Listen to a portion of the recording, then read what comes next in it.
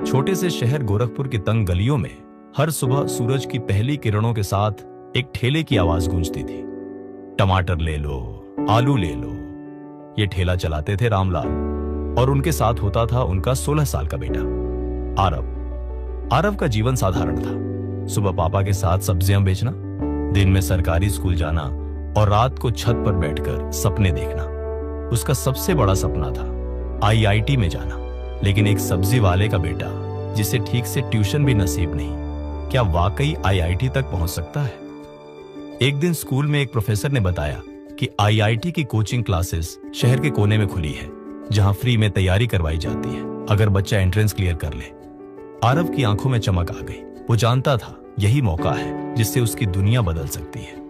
वो घर आया और बोला, पापा मुझे कोचिंग का टेस्ट देना है। पापा ने थका चेहरा ऊपर उठाया, बेटा हमारे पास इतना टाइम और पैसा नहीं। तू सुबह सब्जी बेचने नहीं जाएगा तो दुकान कौन संभालेगा? आरव चुप हो गया, लेकिन सपने नहीं मरे।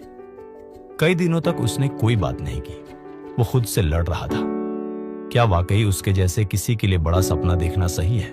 उसे लगता था सपने अमीरों के होते हैं, गरीबों को तो बस गुजारा करना होता है। एक रात जब बिजली नहीं थी और पूरा मोहल्ला अंधेरे में था, आरव छत पर लेटा आसमान देख रहा था।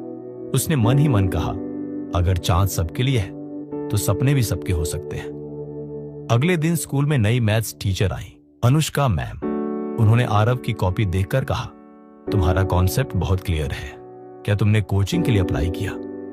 आरव ने सिर झुका लिया। घर की हालत ऐसी नहीं है मैम। अनुष्का मैम मुस्कुराई, तुम्हारी मेहनत देखकर मैं तुम्हें खुद गाइड करूंगी। शाम को लाइब्रेरी आ जाना। और यहीं से शुरू हुआ उसका असली सफर। लाइब्रेरी की लकड़ी की बेंच, पसीने से भीगी शर्ट और अधूरी नींद। लेकिन आरव डटा रहा। रोज सब्जी बेचने के बाद वो लाइब्रेरी में रात 9 बजे तक पढ़ता। शुरुआत में दिक्कत हुई, किताबें समझ नहीं आती, आंखें थक जाती। लेकिन वो खुद से बस एक बात कहता, अगर अब हार गया तो फिर कभी जीत नहीं पाऊंगा। 3 महीने बाद कोचिंग के एंट्रेंस का रिजल्ट आया। आरव सेलेक्ट हो गया था। उस दिन पहली बार उसके पापा की आंखों में आंसू थे, गर्व के आंसू। लेकिन चुनौतियां अभी खत्म नहीं हुई थी। कोचिंग में सब अमीर बच्चों के ब्रांडेड बैग थे और आरव के पास था सिर्फ एक पुराना झोला।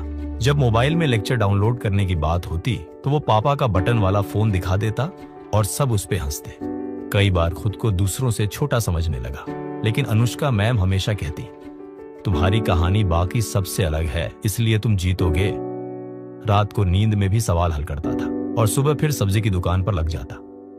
कुछ दिनों बाद आईआईटी जेईई का दिन आया। आरव ने कांपते हाथों से पेन उठाया। उसने खुद से कहा, मैं किसी से कम नहीं। हर सवाल को पूरी एकाग्रता से पढ़ा। जहां फंसता वहां अनुष्का मैम की आवाज गूंजती, डर से नहीं, दिमाग से लड़ो। यही सोचकर वो आगे बढ़ता गया। परीक्षा देकर बाहर आया तो चेहरे पर संतोष था। रिजल्ट वाले दिन पूरे मोहल्ले की सांसें थमी थी। और फिर मोबाइल पर मैसेज आया, ऑल इंडिया रैंक 432। पापा की आंखों में आंसू थे। उन्होंने आरव को गले लगाकर कहा, बेटा तूने हमारा नाम रोशन कर दिया। आरव को आईआईटी बॉम्बे में एडमिशन मिला। पहली बार हवाई जहाज में बैठा और जब क्लास में प्रोफेसर ने पूछा कौन कौन टॉप 500 से है तो उसने गर्व से हाथ उठाया। वहां वो उन बच्चों के साथ बैठा जिनके पास दुनिया की हर सुविधा थी, लेकिन उसके पास था जज्बा, संघर्ष और सपने।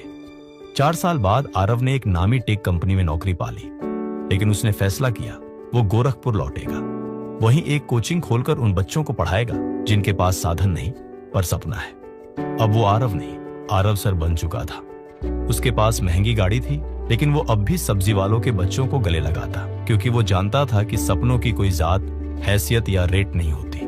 हर नए बैच में वो एक बात जरूर कहता, मैं ठेले वाले का बेटा हूं। अगर मैं कर सकता हूं तो तुम भी कर सकते हो, बस कभी हार मत मानना। अब आरव के पापा सुबह सब्जी नहीं बेचते। पूरा मोहल्ला कहता है, ये देखो हमारा लड़का जिसने गोरखपुर का नाम ऊंचा किया। आरव की कहानी इंटरनेट पर वायरल हो गई, the boy who never gave up. Moral, कभी हार मत मानो। हालात कितने भी मुश्किल क्यों ना हो, अगर